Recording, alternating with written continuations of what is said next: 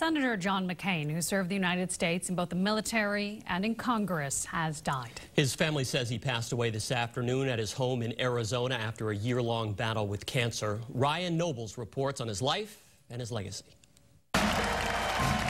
He was a war hero, always at the ready for a good political fight.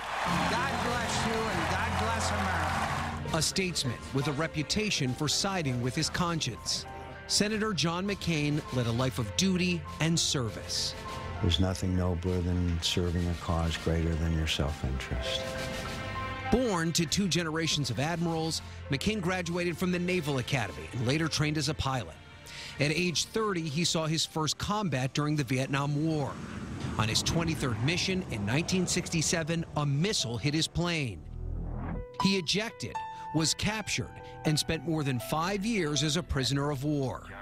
The bonds he formed with the other prisoners, he said, changed his life. Well, the camaraderie, the friendship, the love that we had for each other was still the most remarkable experience of my life.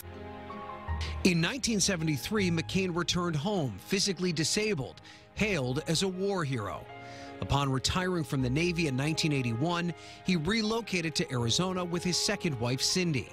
A year later, he was elected to the United States House of Representatives, where he served for 2 terms.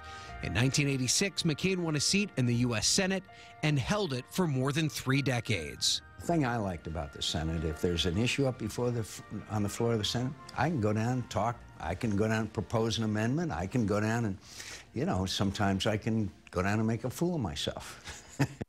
As a lawmaker, McCain remained close to military causes. He took aim at pork barrel spending and worked with Democrats on health care reform.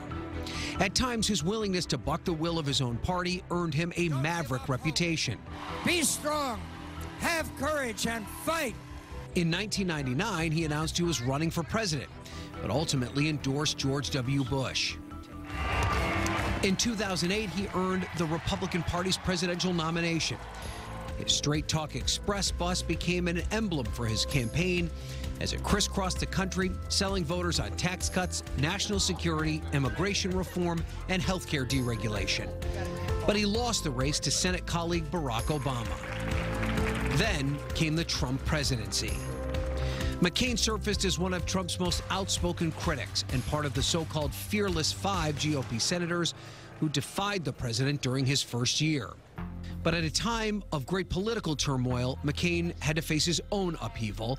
In 2017, he was diagnosed with brain cancer. After surgery, he returned to the Senate for a critical vote. His party's push to repeal Obamacare. McCain's maverick reputation on vivid display as he derailed Republican efforts with a defiant thumbs down.